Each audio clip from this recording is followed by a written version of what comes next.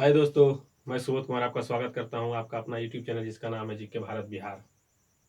तो आज हम पढ़ेंगे एसपीडी का पार्ट 9 और पेज नंबर 33।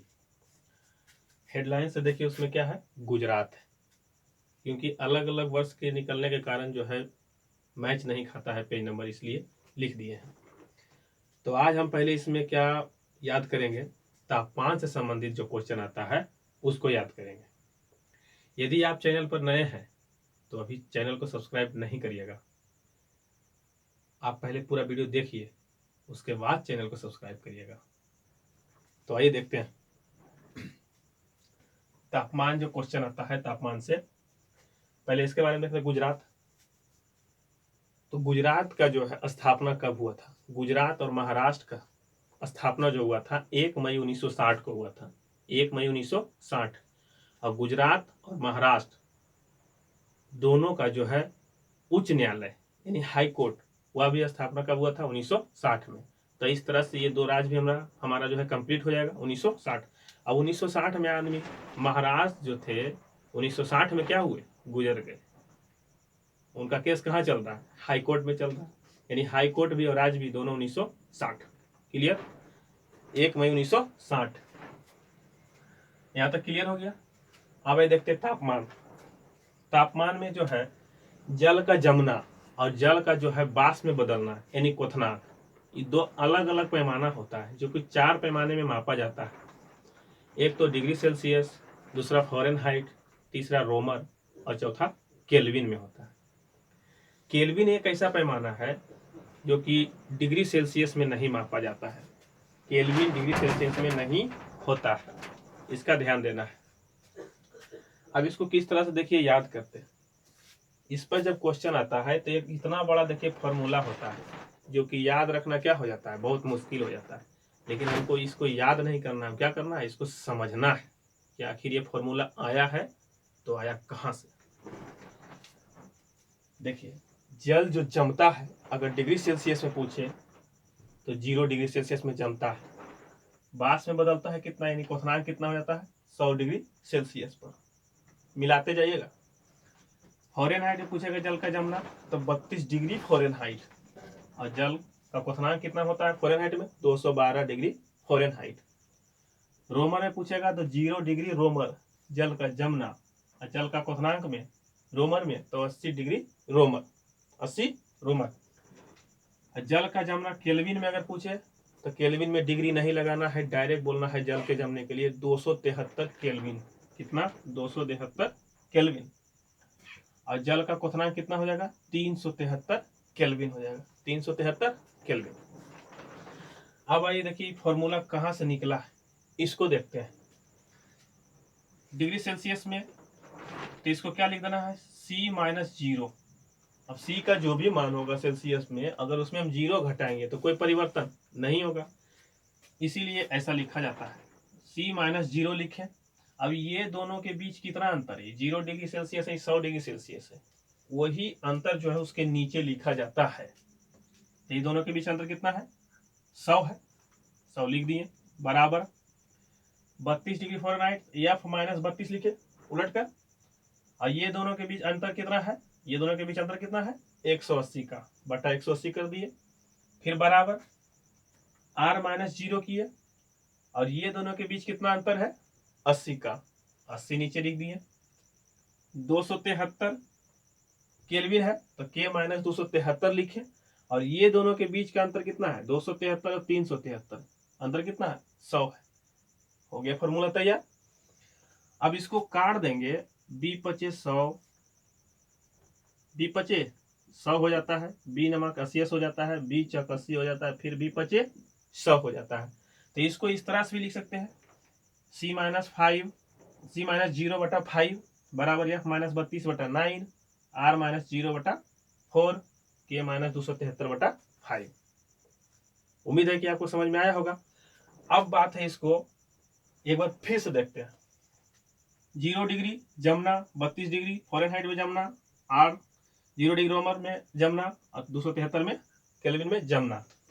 जल का क्वथनांक 100 डिग्री सेल्सियस, 212 फ़ारेनहाइट, 80 रोमर, 373 केल्विन।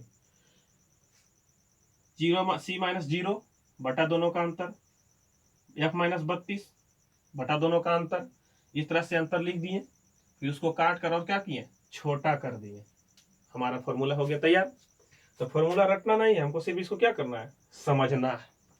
अब देखिए इसमें प्रूफ करके दिखाते हैं कि शरीर का तापमान कितना होता है सेल्सियस में, 37 डिग्री सेल्सियस, फ़ारेनहाइट में 98.6 डिग्री फ़ारेनहाइट और 310 केल्विन में।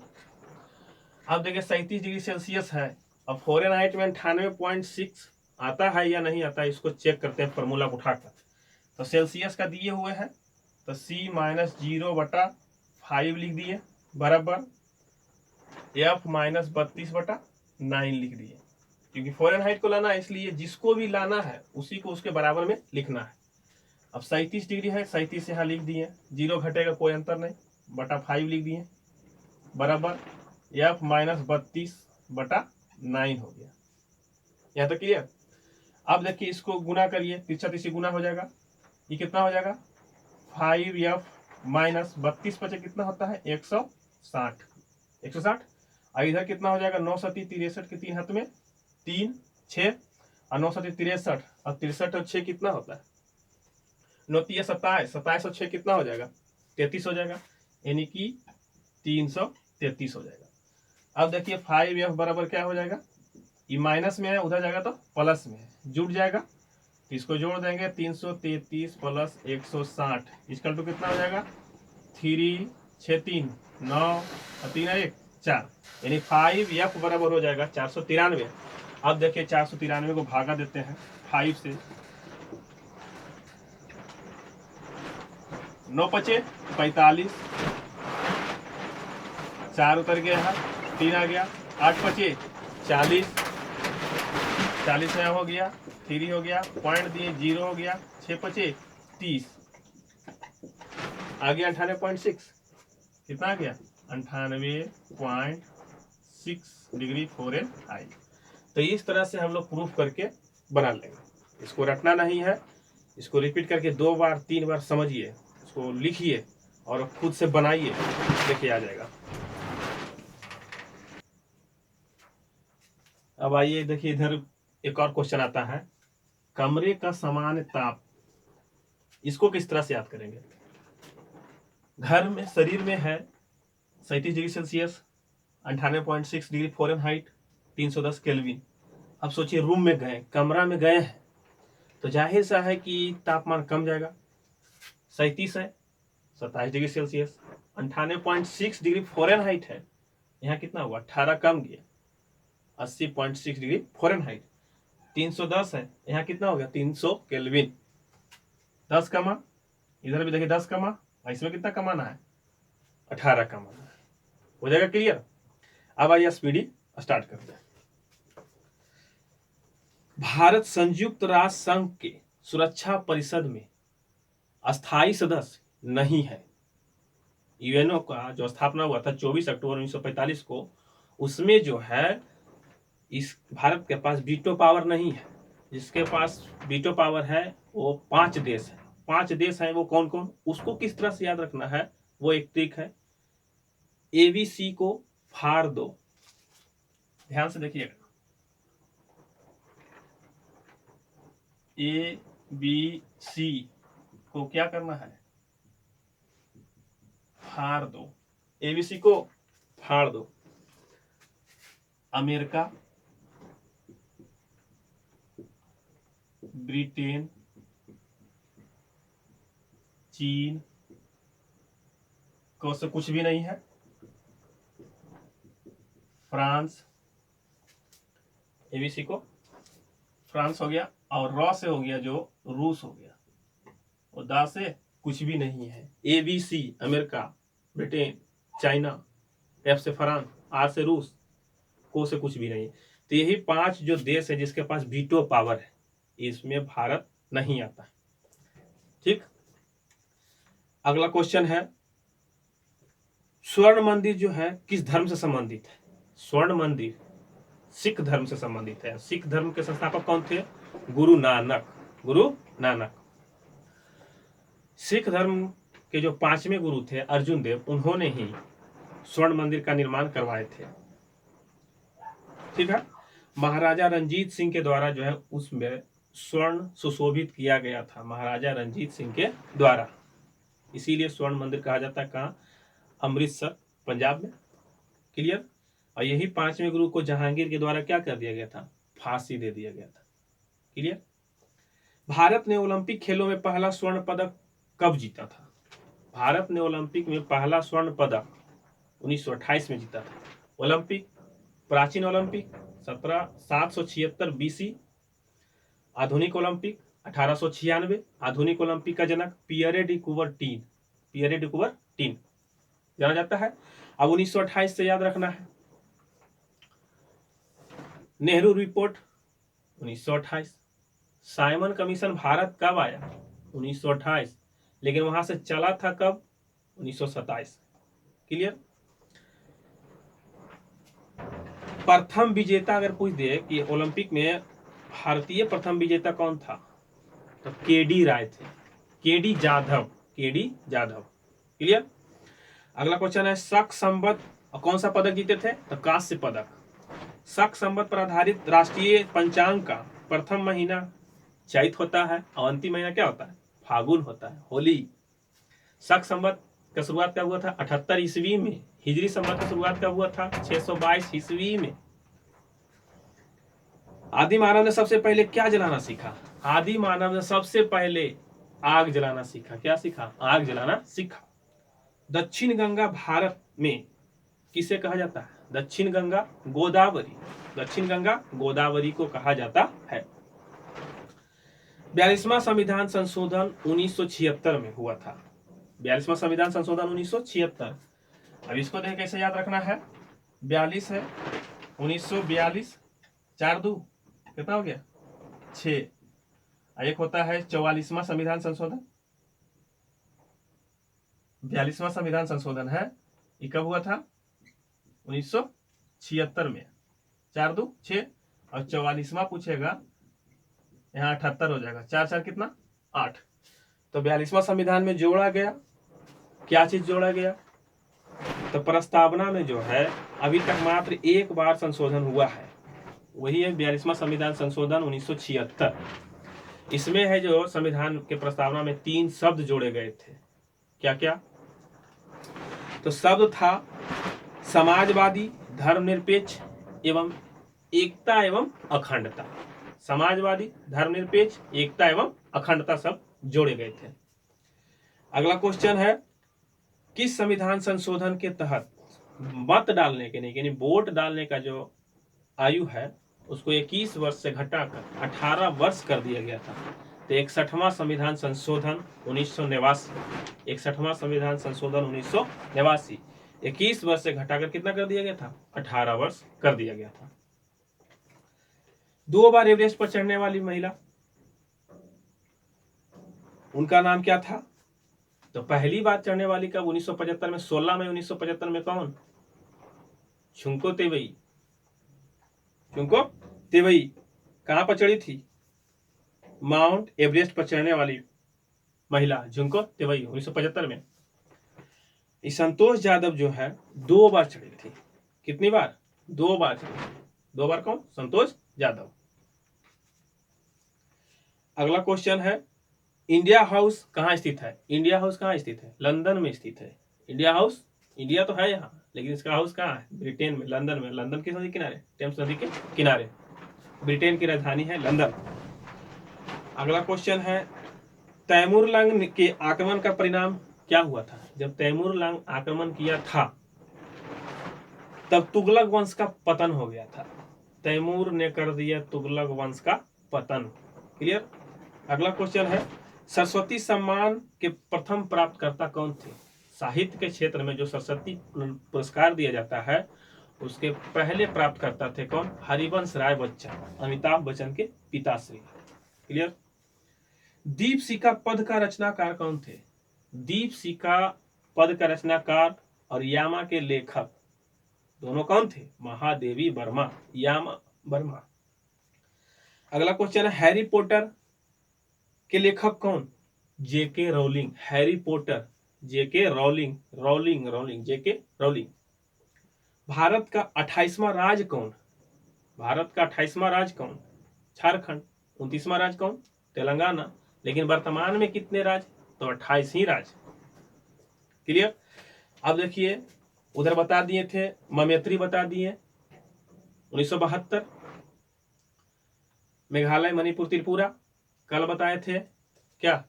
मियागो बताए थे, मिजोरम, अरुणाचल प्रदेश और गोवा 1987। आज बता रहे हैं छऊच। क्या? छऊच।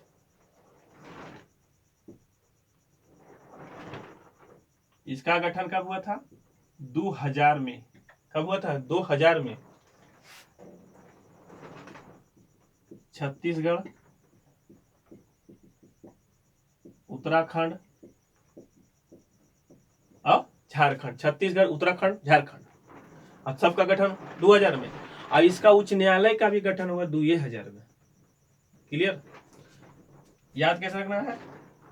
1/6/15, 1 तारीख, 6 तारीख और 15 तारीख, इसको याद रख लेना है।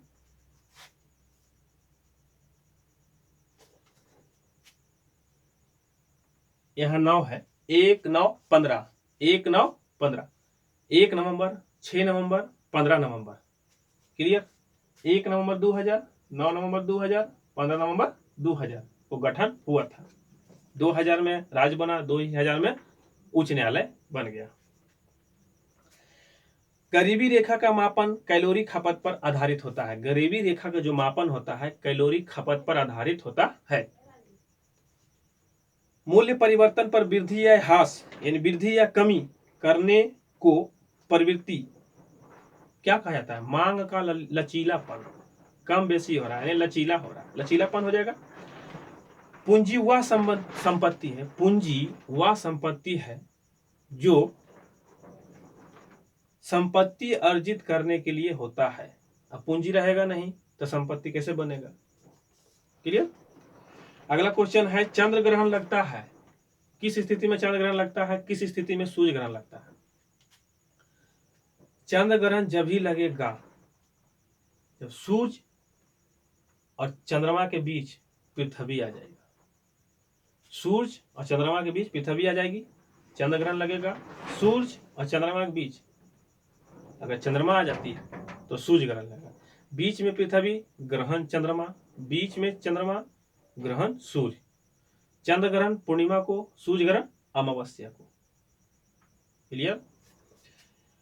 एक लैंप की बत्ती तेल ऊपर चढ़ाने का कारण क्या है? केशिकत्व क्रिया। लैंटेन में जो बत्ती तेल ऊपर चढ़ता है उसे क्या कहते हैं? केशिकत्व क्रिया, केशिकत्व क्रिया।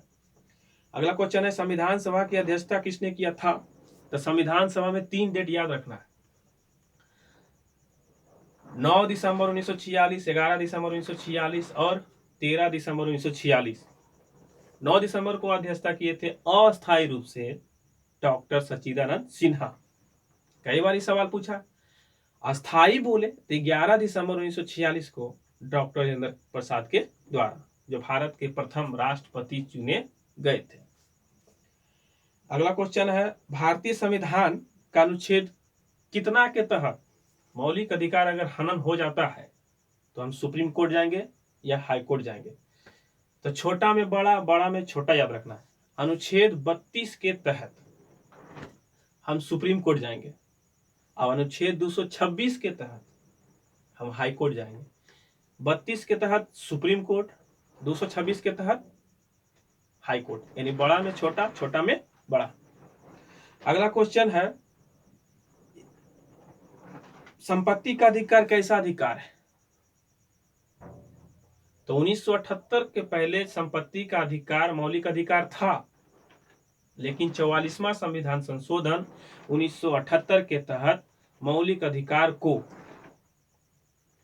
अनुच्छेद 31 से निकालकर, मौलिक अधिकार से निकालकर कानूनी अधिकार बना दिया गया और अनुच्छेद 300 के काम में समाविष्ट कर दिया गया। तो वर्तमान में मौलिक संपत्ति का अधिकार अनुच्छेद कितना? 300 के काम में। पहले कितना था? तो 31 अनुच्छेद में। ठीक है। झारखंड जो है किस गोलार्ध में स्थित है? झारखंड उत्तरी गोलार्ध में स्थित है। भारत भी अपना उत्तरी गोलार्ध में है। ब्रह्मासा की रचनाकार कौन थे? मलिक मोहम्मद जायसी। मलिक मोहम्मद जायसी। 7वीं पंचवर्षीय योजना का काल 1985 से 90। 1985 से 90। 5वीं पंचवर्षीय योजना का काल 1974 से 78। 1974 से 78, एक साल पहले ही समाप्त होने वाली योजना 5वीं पंचवर्षीय योजना। द्वार समुद्र मध्य मंदिर में किस कला का सर्वोत्तम उदाहरण है? तो होयसाल भवन कला का उदाहरण है। किसका? होयसाल भवन। द्वार है भवन का द्वार, होयसाल भवन। भूमंडल पर कर्क रेखा और मकर रेखा के बीच अवस्थित क्षेत्र समशीतोष्ण कटिबंध कहलाता है। क्या कहलाता है? समशीतोष्ण कटिबंध कहलाता है। कौटिल्य का अर्थशास्त्र किससे संबंधित है? कौटिल्य का अन्य नाम है विष्णुगुप्त चाणक्य। इन्होंने जो अर्थशास्त्र पुस्तक लिखा था उसका संबंध जो है राजनीतिक से। इससे है राजनीतिक से। सबसे बड़ा कपास उत्पादक देश कौन है? चीन है। गेहूं में भी चीन है, चावल में भी चीन है। क्लियर? महान्यायवादी संसद सदस्य बने बिना भी पार्लियामेंट में कार्यवाही में भाग लेते हैं। महान्यायवादी एक ऐसा पद है जो कि संबंधित है अनुच्छेद 76 से। कानूनी सलाहकार राष्ट्रपति को ये देते हैं। कानूनी सलाहकार ये देते हैं और इनको किसी भी सदन में बैठने का, सुनने का अधिकार है। कोई रोक टोक नहीं है। विश्वत से दूर। अगला क्वेश्चन है, भारतीय संविधान की न्यायिक पुनरीक्षण विशेषता जो है, न्यायिक पुनरीक्षण विशेषता जो किस संविधान से लिया गया? कहाँ के संविधान से लिया गया? तो अमेरिका के संविधान से लिया गया है। अमेरिका के संविधान से मौलिक अधिकार भी लिया गया है, जिसका संबंध भाग कितना है? 3 है। कर्तव्य पूछेगा कहाँ से लिया गया है? तो कर्तव्य खातिर रूसल वानी, यानी रूसे हुए हैं तो रूस से लिया गया था। कर्तव्यों की संख्या कितना है? 11 है। मूल संविधान में कर्तव्य नहीं था। विश्व बैंक की आसान ऋण प्रदाता संस्था का नाम क्या है? International development association. International development association.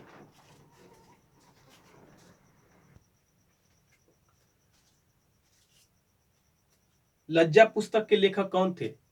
Taslima Nasreen. कौन थे? तस्लीमा नसरीन। नीलगिरी पहाड़ियां जो है उष्ण कटिबंधीय सदाबहार वन पाए जाते हैं। नीलगिरी पहाड़ियों पर जो है उष्ण कटिबंधीय सदाबहार वन पाए जाते हैं। टिग्रिस नदियां जो कहाँ बहती है? इराक में। इराक की राजधानी बगदाद किस नदी के किनारे? टिग्रिस नदी के किनारे। तो दोस्तों आज के लिए इतना ही रहने देते हैं, क्योंकि वीडियो काफी बड़ा हो जाएगा। इसमें से थोड़ा सा कुछ चैप्टर बच गया है जिसको हम आगे में कल जो ऐड कर देंगे, कल बता देंगे।